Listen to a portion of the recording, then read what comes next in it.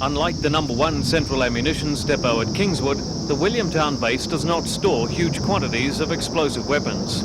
It carries a stock of bombs, mines, missiles and small arms necessary for immediate or emergency use. And unlike the Kingswood establishment, it doesn't detonate old bombs, but sends them to the central base for disposal.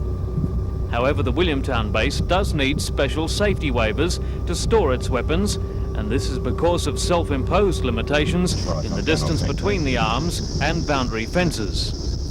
We apply this at the 400 metre distance whenever we can, although that's only a RAF-imposed figure. In some places here we have waivers where that's less than 400 metres, but in each case the land is inspected on the boundary to see what's there, and in our case it's uninhabited waterboard land. 4 new concrete bunkers have just been completed at the base at a cost of $1.2 million. These are built after an American design and will soon house a range of explosive weapons used on board the Hornet FA-18. They're specially earthed, and a single door makes the concrete igloos very secure. A licence to keep explosives here is expected in the new year, despite the proximity to the boundary. As you saw, the new facility is even better than what we've got here, and in fact the safety distances could be decreased because of the improved storage. While older style armament storage is still used on the base to house flares and other pyrotechnical devices, the Air Force says there is no public risk in its Williamtown installation.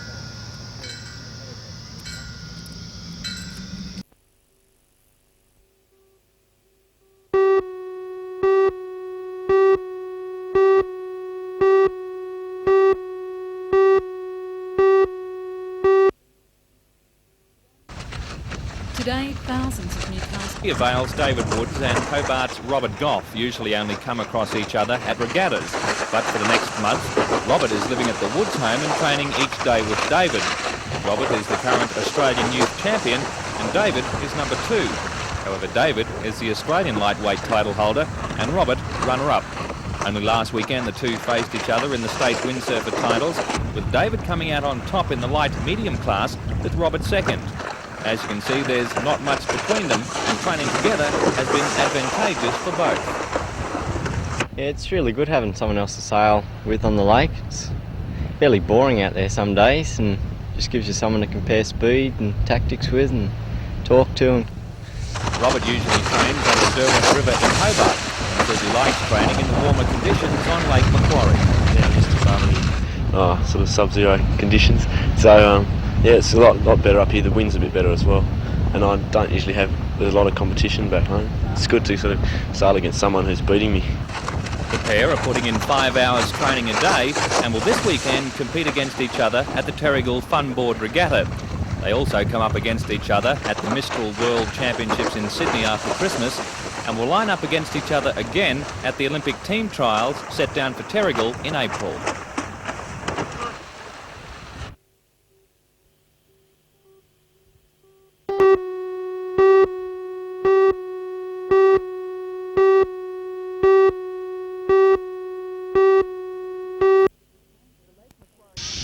The Lake Macquarie City Council has provided this shed in Nicholson Street to house Santa's workshop for at least 6 months free of charge. However, community support to the tune of $25,000 is needed to get the workshop going in its first year. Santa's workshop has been established by the A-Fresh Manic Depressive Group in conjunction with the Awabakal Newcastle Aboriginal Disability Services. Volunteers at the workshop plan to collect donations of toys for underprivileged children in the Lake Macquarie area. We will be recycling second-hand toys, but also in the new year we will be manufacturing toys so that the kiddies at Christmas time are not getting, not this Christmas, the Christmas after, will not be getting second-hand toys but new toys. This year, the workshop will provide toys to children from the Birraban School at Toronto West and to children at the Awabakal Aboriginal Children's Picnic at Spears Point on December the 18th. Volunteers at the toy workshop will include people with psychological, developmental and physical disabilities, and although they won't be paid for their work, they will be rewarded with a boost in self-esteem. People with disabilities are viewed by the general public as something very low in their estimation. They're stigmatised, they're discriminated against, So they'll be able to prove to the people of the Lake Macquarie area and also Newcastle area that they can do something for humanity. And how's the entire workshop being funded? The entire work.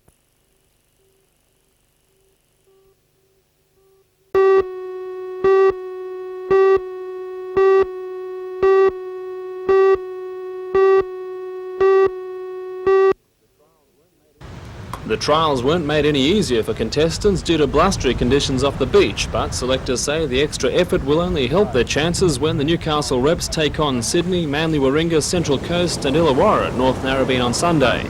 Most of the contestants are already aware that they have places in the squad, but unlike many clubs, Newcastle gave everyone a chance to make the team at this trial, and the competition for places was pretty fierce. For the first time, Newcastle will include 3 women, thanks to a controversial ruling by the host club. The women will be competing directly against the men, but Newcastle boasts some very strong swimmers. The final choice, 5 out of 6 cadets are from the Swansea Belmont Club, while another 6 out of 10 juniors came from the same club. The Nobbies boat crew have also been named. Team coach Greg Kelly says the Newcastle squad has always performed well and this year should be no exception. We've won this competition the last 4 out of 5 years, so I believe they can go and win a game. Yeah, any team that's the one to beat?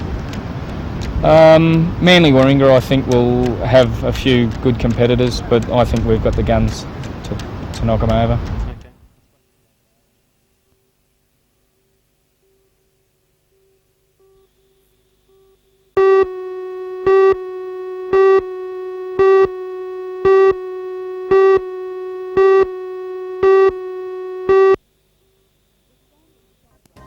The standard shopfront in the Ellamore Vale Centre belies the nature of the exhibition housed within. Like Doctor Who's TARDIS, the trip inside reveals an exotic and imaginative world.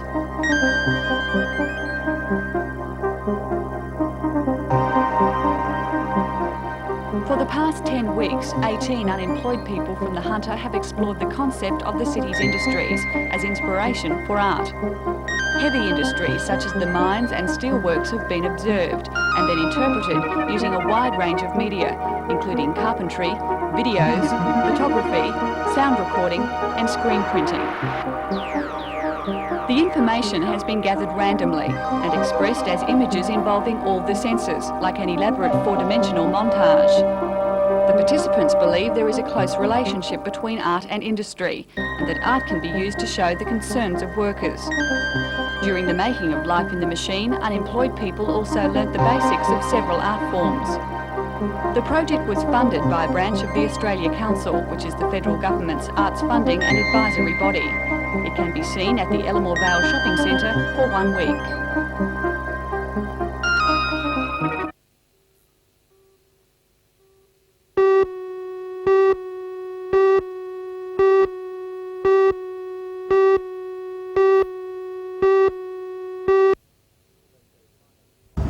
Seiko Titan's contract with the American Hawker de Havilland Company is a small but important step into a new market. They'll be producing tungsten wing components for commercial jetliners being manufactured in America. It's not a big contract, but Research and Development Manager David McDonald sees it as a long-term opportunity. From here? Well, we now have a product and we have methods and systems to qualify it for use in the aerospace industry. We will be marketing that product in Europe in the new year.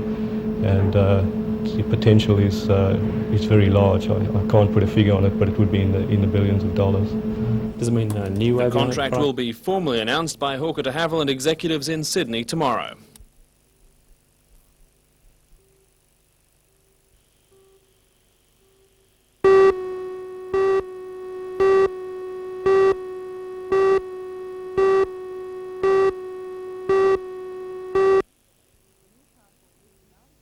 The Newcastle Region Art Gallery has acquired 150 works of art during the past 2 years, all of which went on display tonight together for the first time.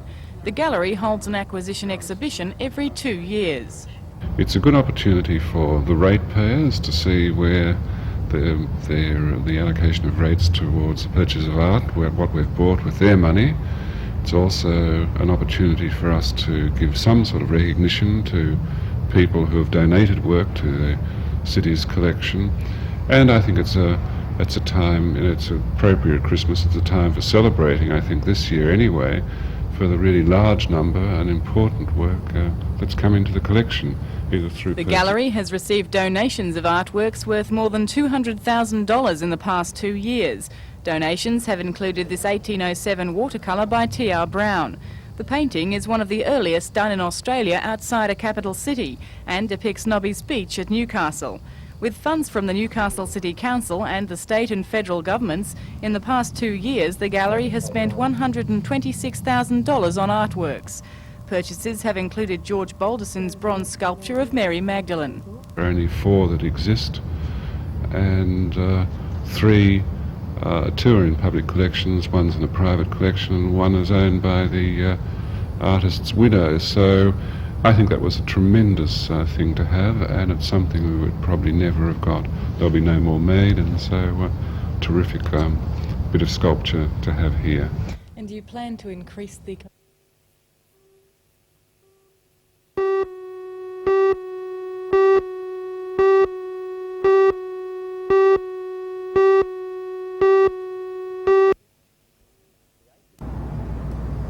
The HMAS Brisbane has spent the last 2 years undergoing a major refit at Garden Island. Built 22 years ago, the 134-metre guided missile destroyer was manoeuvred into the dock this afternoon. It will lay there until 7:30 tomorrow morning, after which it will be lifted into position to undergo a new deck and hull paint job. The dock will then be lowered on the 22nd of December, with the Brisbane leaving on the 23rd for Sydney. During the work, all Navy personnel will be accommodated on shore.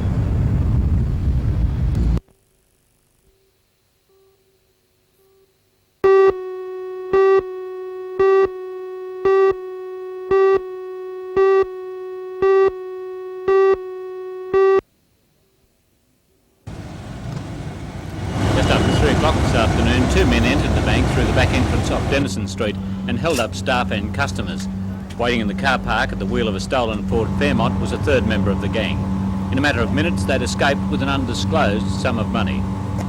Nearby shopkeepers and passers-by were surprised to find that there had been a robbery. They didn't hear a thing. Apparently the offenders were into the bank fairly quickly, one of them carrying a sawn-off shotgun. They came out, a third person waited in the car, and it then disappeared up Denison Street into King Street. Police were on the scene in minutes, but all they had to go on was a report that the getaway car had turned left out of Denison Street into King Street. A check by police revealed that the car, a 1987 Ford Fairmont, registration number OQK548, had been stolen in Sydney just over a week ago. Realising the gang might have swapped cars, patrolling police stopped any vehicles leaving the city with 3 male occupants. Understandably, the police approached with caution. It was confirmed one of the gang had carried a sawn-off shotgun. Several slightly bewildered carloads of men were stopped, but took the police check good-humouredly when all was explained. Police have issued descriptions of the 2 men who entered the bank. Both are of medium build and height, one wearing a red t-shirt and yellow trousers, the other wearing a white shirt with blue collar inserts. Apparently no one saw the driver of the getaway car.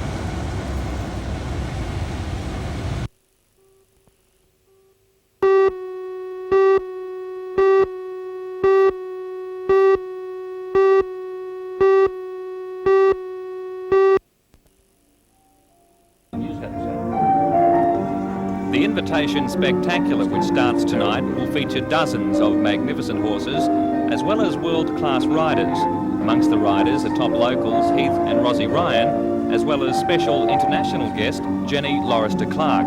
For the past 25 years, Jenny has represented England, with the highlight of her career a bronze medal at the 1978 World Championships.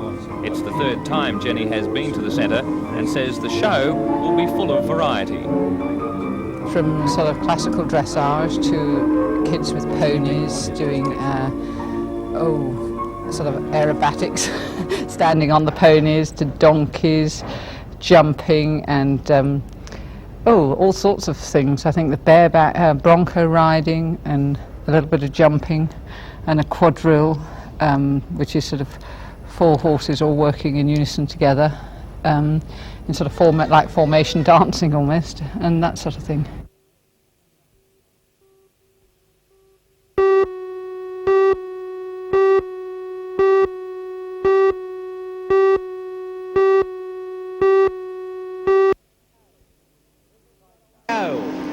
Sidecars will also be put under pressure, particularly four riders, Darryl Mitchell, Alan Hughes, Paul Verco and Grant Bond. The four will be having a run-off, with the top two going through and joining 10 others in the New South Wales Championships to be held next Saturday night.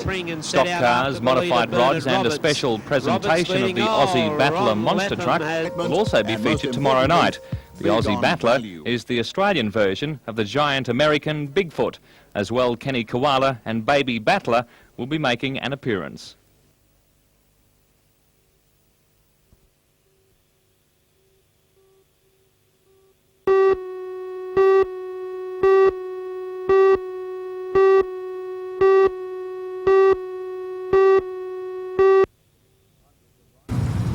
Hundreds of riders assembled at Charlestown this morning, anxious to set out with Santa in the lead in a spectacular convoy of leather and chrome along the Pacific Highway. Now in its 9th year, the Hunter MRA Toy Run is every bit as strong as ever, here attracting a number of associated bike clubs. It seems there's no shortage of riders and too happy to take over Santa's job for just one day of the year, proving they have big hearts as well as big bikes. Normally the sight of all these bikes rolling into town would cause a little anxiety, to say the least, among the good citizens of Newcastle, but this time the pack has tidings of comfort and joy. While the riders filled sack after sack with toys, the youngsters at the Salvation Army Christmas party were anxiously listening out, not for the sound of sleigh bells, but the roar of the bike bringing Santa's sidecar. Hunter MRA President Phil Newburn says the toy run is a great opportunity for the biking fraternity to show their community spirit. There's a lot of bikers still out there that could have turned up, but you know, they might have other commitments. But for the turn up we got here, at least 150 bikes, so that's good. And it's a gesture firmly appreciated by the turn up in leather on bikes with prezzies. Well, they've been doing this for about 9 years now, and it's just an arrangement they have with the Salvation Army all over Australia. You find Hobart and all the major cities have these toy runs, and we have a good liaison with the Motor Riders Association, and they help us out. We enjoy it. Yeah. And for the leather-clad bearers of good tidings, no greater reward than the evident delight of some of Newcastle's most underprivileged children having the best Christmas of their lives. We got the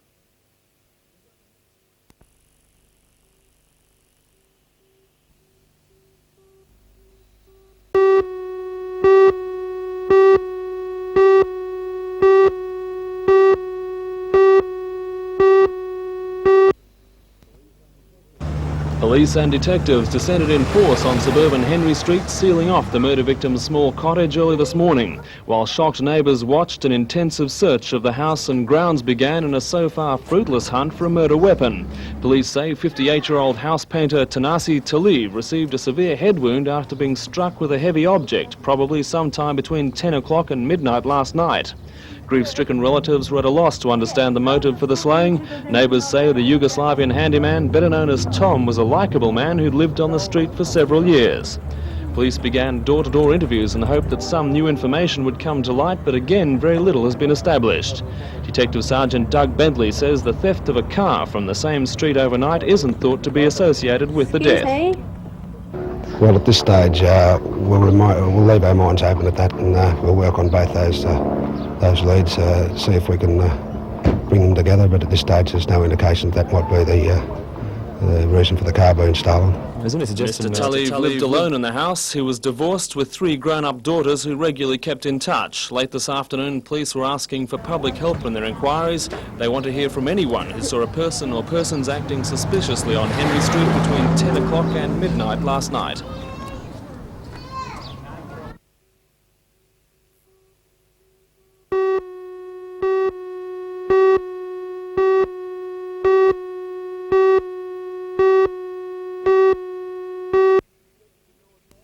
Deputy Lord Mayor Alderman Dennis Nichols presented the cheque to Lord Mayor John McNaughton. The grant has been approved by the State Minister for the Arts, Frank Walker, and according to the Lord Mayor, it's very important. Well, certainly $100,000 is always very important, and it also is, of course, an important gesture on the part of the state government. This is a $1 million contribution from the New South Wales Bicentennial Fund, but this is an additional grant of $100,000, and of course it will be available for similar things in later years. We can apply for funding like this in later time. Work on the museum began in March last year. Completed restoration works include conservation and storage workshops and administration areas. Work on the foyer and major exhibition areas is now taking place. Understandably, Acting Museum Director Richard Morgan is pleased with this grant. Of course, it'll just be churned into the general works that are being done at the moment, and of course means it will help us to finish the project off, and the building works will be completed in about March. The museum is also being funded by Newcastle City Council and the Steel Industries Assistance Program at a total cost of $5.6 million.